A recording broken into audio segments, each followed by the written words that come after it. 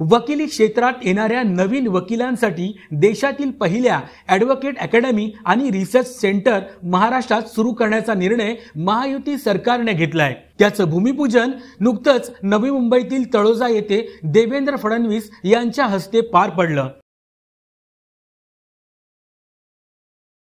या अकादमीचं महत्त्व लक्षात घेऊन देवेंद्र फडणवीस यांनी 10 कोटी रुपयांचा निधी देणार असल्याचे जाहीर केले आहे। शासन आणि समाजाला ही अकादमी अतिशय उपयुक्त ठरणार आहे।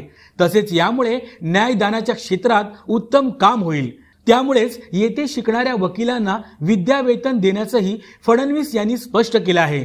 चांगले कायदे बनवण्यासाठी या अकादमीची निश्चित मदत होईल। त्यासाठीच महायुती सरकारनं हा निर्णय घेतलाय।